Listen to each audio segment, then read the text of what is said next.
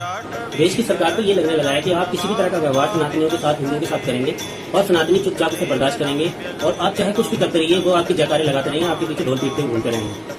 उन्हें नहीं पता लगता कि आप उनके साथ कितनी बदतमीजी और किस तरह की हरकतें कर रहे हैं। आप जिसे समानता का अधिकार कहते हैं, देश के संविधान को या देश के प्रशासन को इस्तेमाल करते हुए हम लोगों के ऊपर जिस तरह के अन्याय कर रहे हैं, ये सभी अन्याय है जिनके प्रति, जिनके विपक्ष में हम विरोध में हमेशा बोलते रहते हैं, बोलते भी रहेंगे। आप ये ना सोचिए कि आपकी गलतियों को बिल्कुल भी नजरअंदाज किया जाएगा, इग्नोर किया जाएगा, वो बिल्कुल हो नहीं सकता है। आप यही देखें कि अभी ये जो आपको फोटो दिख रहा है, इस फोटो में सरेआम साफ दिख रहा है। इसमें कोशिश ये है कि किसी न किसी तरह से हिंदुओं को, सनातनियों को नीचा दिखाया जाए।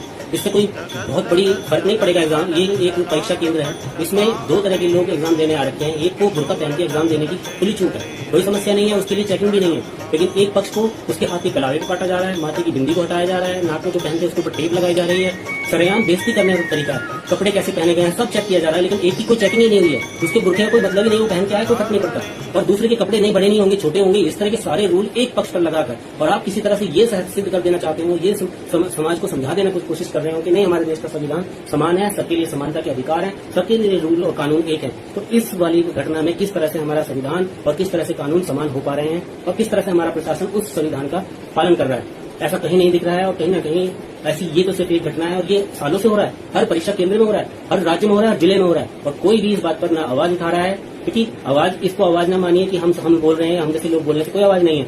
ये ऐसी बात तो है नहीं कि किसी को पता नहीं है। हमारे देश के उच्च स्तरीय नेताओं को भली भांति इस बारे में पता है। जानबूझकर किसी न किसी अपने व्यक्तिगत लाभ की वजह से इन बातों पर न बोलना, न इनको उठाना, ये कहीं ना कहीं से हम लोगों के वो नेता जो चुने हुए, जिनको हम वहां राज्य संसद तक भेज देते हैं, वो लोग हमारे साथ ये अन्याय करते हैं कि हमारी चुनी हुई वोटों से तो वहां पहुंचे तो सही, लेकिन हमारी बातों को वहां न कहना और उसका विरोध न करना उन बातों का, तो ये कहीं ना कहीं से हमारी आवाज को दबाना है और उन नेताओं को वहां पहुंचाने का हमारा कोई मतलब नहीं बनता है। ऐसे लोगों को संसद में पहुंचाने का कोई फायदा नहीं, जो लोग आपकी व्यथा को, आपकी परेशानियों को, आपके साथ हुए अन्याय की आवाज को वहां न उठा पाए, तो आपकी वोट का कोई मतलब नहीं बनता, उसमें ऐसे नेताओं का भी कोई मतलब नहीं बनता। आपको तो उनका बहिष्कार कम से कम जल्दी से जल्दी कर देना चाहिए, क्योंकि यही समय की मांग है। क्योंकि आपकी बात में वहां ना पहुंचना, वो लोग कहीं ना कहीं आपको बिका हुआ समझ रहे हैं, आपको गुलाम की तरह ट्रीट कर रहे हैं। ये सब, मैं इसमें किसी छोटे बड़े नेता को नहीं, मैं हर देश की संसद को, देश के संविधान को, देश के प्रशासन को, देश की न्यायिक व्यवस्था को और देश के बड़े से बड़े नेताओं को, सबको इसमें सम्मिलित करता हूं, क्योंकि वो सभी लोग कहीं ना कहीं इसमें कोई ना कोई रोल जरूर निभा रहे हैं, या तो चुप रह के वो निभा रहे हैं, या जहां बोलना है वहां ना बोल के निभा रहे हैं, और कहीं ना कहीं वो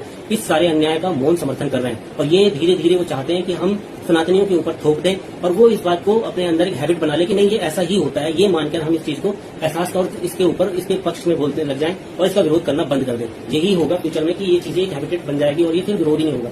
आपको ये संभव ही नहीं है कि हमें ये बिना बोले इस तरह का कभी न्याय मिलेगा। दोस्तों, ये छोटी बात नहीं है एक समाज को नीचा दिखाना, और वो भी प्रशासन के थ्रू, और कहीं ना कहीं इसके पीछे